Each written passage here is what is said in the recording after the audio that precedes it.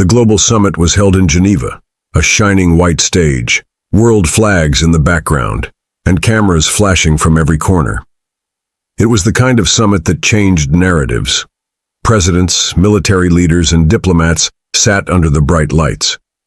One of them was Captain Ibrahim Traoré, calm, upright, in his sharp military uniform. He wasn't just representing Burkina Faso, he was carrying Africa's voice.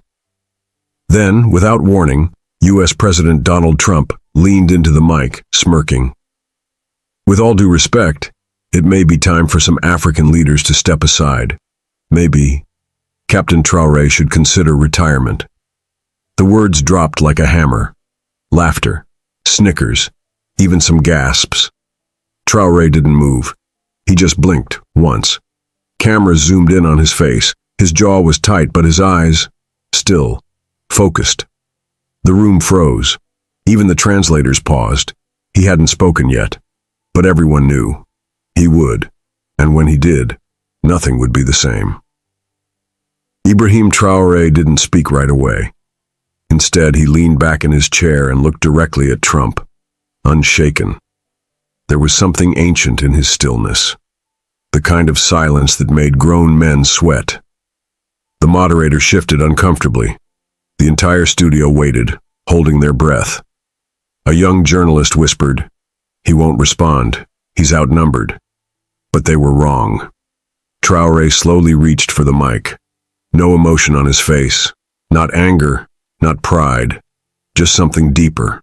Hurt, maybe. History. When he finally spoke, his voice was calm, but it sliced like a blade. "You mock me, Mr. Trump, but I don't speak for myself. I speak for millions who've never had a voice." A hush fell across the studio. "You say it's time I step down? You say it's time Africa bows? No. We've bowed for too long." The studio lights flickered slightly. Even Trump looked away. "Not for you. Not for anyone. We decide now. Africa decides." Gasps filled the room. Phones lit up. Live streams exploded. The moment was going viral. But Traoré wasn't done. Because this wasn't just a speech. It was a storm. As Ibrahim Traoré's words echoed through the summit room, a memory flashed in his mind. So sudden, so vivid. He was 12, sitting under a mango tree in Gawa. His grandfather's voice was slow, deep, wise. "They took our gold, our dignity. But never let them take your voice, Ibrahim." Back in the summit, Trump fidgeted in his seat. His smirk was gone. The moderator tried to shift the topic, but the world was already watching. Twitter was on fire. Hashtags like Tar Africa Rises and Tar Traoré Speaks trended within minutes. A Nigerian delegate whispered, "He said what we've all felt." Traoré stood now, stepping away from the mic. Not pacing, just standing tall. "Let me ask you all, how many African leaders were invited to speak here today? Not just sit?" Cameras panned the room. Empty stares. Shame. You call us corrupt, unstable. But who sold us the weapons? Who drew the borders we bleed over? The audience wasn't just listening. They were feeling every word. Some were nodding. Others were crying silently. But Traoré's eyes never left Trump. He had more to say, and it was going to tear history open. The room remained still. You could hear breathing.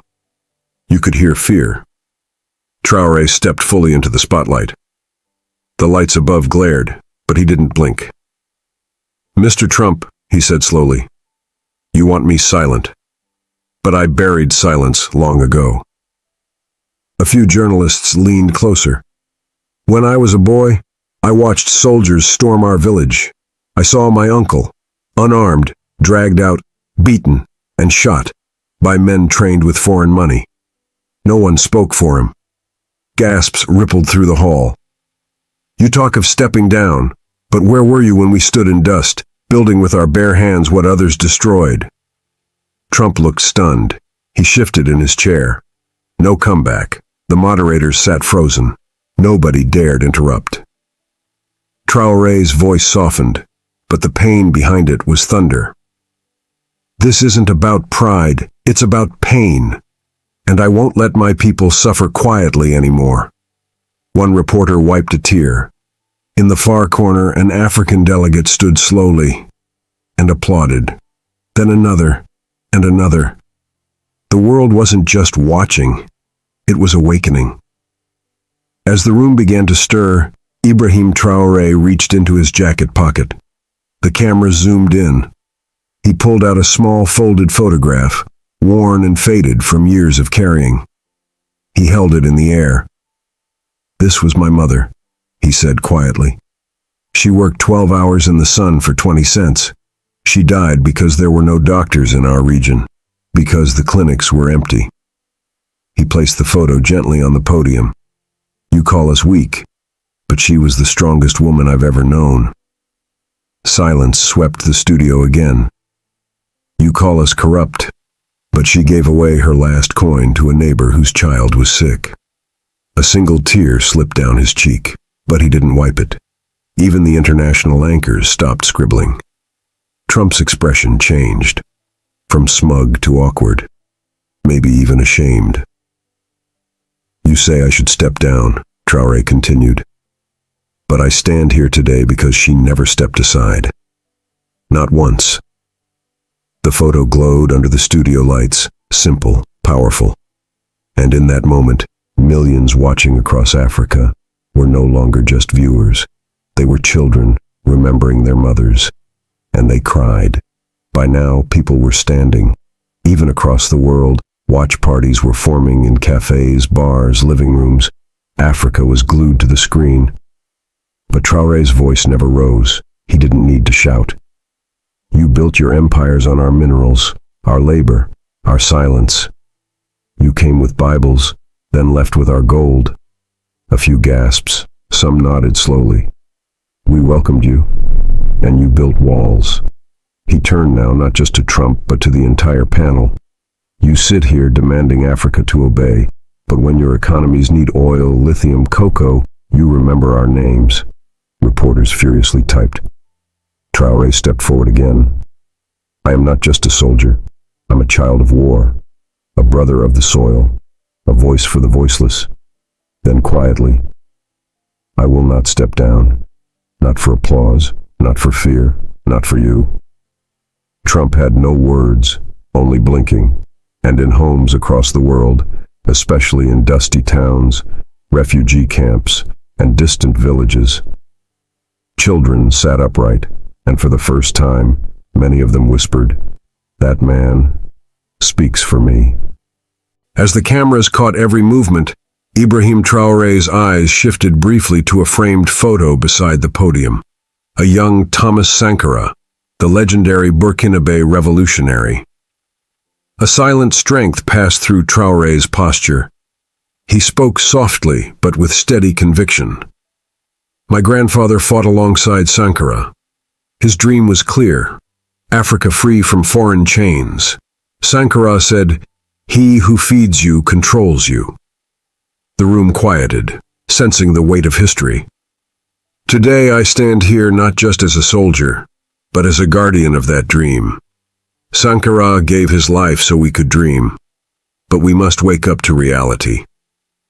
Traoré's voice rose gently. "This is a call to all African leaders and children, to remember who we are and who we must become." Even some Western diplomats looked moved, silent in respect. Trump shifted uncomfortably. "When you demand I step down, know you attack that legacy." A young African woman in the crowd wiped tears. Millions watching felt history's painful echo, sensing a new chapter was being written, one of courage and hope. Suddenly, a sharp knock startled the room. An aide quietly approached Traoré's side and handed him a small sealed envelope. The cameras zoomed in. Whispers filled the studio. The audience leaned in. Traoré held the envelope in his hand, unopened. His gaze hardened. "This envelope contains truths some want hidden." He paused, tension thick. In it are reports from foreign officials detailing interference, corruption, and how certain powers tried to crush our progress. The moderator's eyes widened. Trump frowned, eyes flicking toward the envelope. This is not a game. Our sovereignty is not for sale. Traoré's voice echoed powerfully. We are tired of puppets and lies. He carefully set the envelope down and looked straight at the cameras. The world will know. Social media exploded instantly. Secret envelope. Traoré's evidence began trending worldwide. The summit became more than a debate. It was a battle for truth. Moments later, Traoré's aide stepped forward, handing a tablet to the moderator. A confidential document flashed on the giant screen, marked classified. It exposed plans to destabilize Burkina Faso, leaked by whistleblowers within foreign governments. The room gasped. Trump's face tightened, speechless. Reporters furiously typed. Cameras captured every shocked expression. This is the proof, Traoré declared. Our fight is not against each other. It's against those who want to silence Africa's voice. The audience sat in stunned silence. Traoré's eyes scanned the room. But we are rising. Across the world, millions held their breath. The summit was no longer about politics. It was about dignity, truth, and the courage to face harsh realities. And Ibrahim Traoré was leading that charge. The summit's tension thickened as Ibrahim Traoré looked out over the sea of faces, leaders, reporters, and millions watching live worldwide. His voice softened. I carry more than a uniform. I carry the hopes of millions. The farmers, mothers, children who wake every day without clean water or safety. He paused, swallowing a lump in his throat. My people have faced droughts, wars, and silence. Yet they rise every morning with courage that no one teaches. A woman in the audience wiped tears quietly. When you tell me to step down, you're telling them their courage is not enough.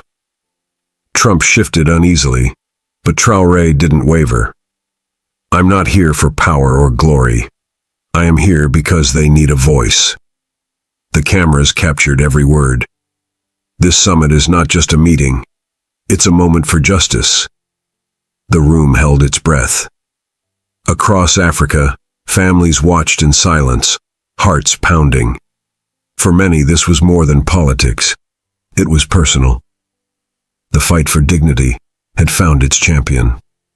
Suddenly, Traoré's expression softened further. When I was a child, I made a promise to my little sister. I told her I would protect our family, our village, and our future. He pulled a small photo from his pocket.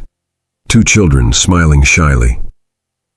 She didn't understand politics, but she understood love. The studio lights brightened the photo as he held it close. Today, every child in Burkina Faso deserves a chance to dream without fear. His voice cracked slightly. If I step down now, I break that promise. The audience sat silently, feeling the weight of his words. This is why I stand. Not just for me, but for the children whose stories go unheard. A reporter whispered, "This is the real leader." Millions watching felt their hearts tighten. Traoré wasn't just fighting a political battle. He was fighting for family, for hope, for the future. The atmosphere changed. Traoré's words echoed through the hall like thunder. You may have the power to shout, but I have the power to listen, to learn, to lead. He locked eyes with Trump. You wanted me to step aside, but Africa's future does not belong to those who mock it. Whispers filled the studio. This is not just a clash of leaders. It is the clash of histories. Suddenly, a reporter from a neighboring country stood up, applauding quietly. Others joined in. Soon the applause filled the room, growing louder. Traoré stood taller, shoulders squared. I stand not alone, but with my people, my ancestors, and my dreams. On screens worldwide, millions wiped tears. A new respect was born. The summit was no longer just a meeting. It was a revolution of the heart. And Ibrahim Traoré was leading it. After the thunderous applause, A heavy silence fell over the room. Traoré's eyes swept across the audience. Every pair of eyes locked on him, searching. You may see a leader standing alone, but behind me stand millions who believe in dignity, in justice. He lowered his voice, making each word count. This silence, it's not fear, it's respect. A respect earned through struggle and hope. Trump's smirk was gone. His gaze hardened but didn't falter. You wanted me to quit, to give in to pressure, Traoré continued. But pressure shapes diamonds. It does not break them. He looked toward the cameras, as if speaking directly to every viewer. Africa's path will not be chosen in back rooms or by foreign voices. The studio cameras captured the pause, then slowly nods from some Western diplomats. The summit was changing. This wasn't just politics anymore. It was a turning point for a continent and its people. Traoré reached into his pocket and pulled out a folded letter, handwritten and creased. Before this summit, I received this from my mother. He read aloud softly. My son, remember who you are. Lead with your heart, not fear. Our people believe in you, as do I. His voice caught. In that letter, I felt the weight of every mother who waits for her child's safe return. A tear rolled down his cheek. The audience shifted, some reaching for tissues. This fight is not mine alone. It belongs to every family who prays for peace, for a future. Traoré folded the letter gently and placed it on the podium. I am standing tall because I stand for them. The moment was raw, real. The cameras captured it all. Millions watching could feel it too. This was not just a leader. This was a son, a brother, a promise. The final hours of the summit approached. Traoré's voice grew stronger. We've faced storms, wars, famine, broken promises. But the spirit of our people is unbreakable. He paused, looking directly at Trump. You tried to silence me, but the louder you shout, the stronger we become. The audience erupted in quiet, powerful applause. Let this be a message, not just to the world, but to every young African watching. Never give up. Never back down. Traoré's eyes glistened with hope and determination. Our path is ours to choose. Our future is ours to build. As the summit closed, reporters scrambled for interviews. But one thing was clear. The world had witnessed more than a clash of leaders. They had seen the birth of a movement, and Ibrahim Traoré was its heart. The atmosphere inside the summit was electric, but heavy with tension. Ibrahim Traoré looked around the room, sensing that this was the moment history would remember. For too long, Africa's story has been told by others, he said, voice steady but full of passion. Today, we reclaim our narrative. A hush fell over the crowd. Even the reporters stopped typing. Millions watching worldwide held their breath. Traoré continued, I stand here not just for Burkina Faso, but for every village where children go to sleep hungry, every mother praying for peace. He paused, eyes shining with unshed tears. I refuse to step down, because hope cannot be silenced. Trump, for the first time, looked genuinely unsettled. The cameras caught every flicker of emotion. And when Traoré's voice rang out, it was clear. This was no longer a political debate. This was a battle for the soul of a continent. Then came the moment that would shake the world. Traoré stood up fully, looked Trump directly in the eyes, and said with fiery conviction, I will not step down. Not for you. Not for anyone. Africa decides its own path now. The studio froze. Cameras zoomed in on Trump's stunned face, mouth slightly open, eyes wide. The crowd erupted in applause. Social media exploded. Hashtags like Africa Rises and Traoré Clap Back trended globally within minutes. Millions replayed the moment over and over. Viewers from Dakar to Johannesburg, New York to Paris, felt a surge of pride. For the first time, many saw not just a leader, but a fearless voice fighting for dignity. This was more than a clapback. It was a declaration of freedom. As the summit ended, Traoré's message echoed far beyond the studio. Children in dusty villages whispered his words like a prayer. Mothers told their families about the man who refused to back down. The world saw a leader who embodied courage, hope, and unwavering love for his people. In the days after, letters flooded Traoré's office. Thank you notes, stories of struggle, and dreams rekindled. This was the dawn of a new chapter for Africa, a chapter written by its own sons and daughters. And as the sun set over Burkina Faso, Traoré stood tall, ready for the battles ahead. If this story moved you, don't keep it to yourself. Hit that like button to support stories of courage. Subscribe now to join a community that stands for truth and hope. Drop a comment below. Share your thoughts, your feelings, or your own story. Together, we can spread this message far and wide. Your voice matters. Let's stand with leaders like Ibrahim Traoré who fight for a better future. Thank you for watching, and remember, never back down.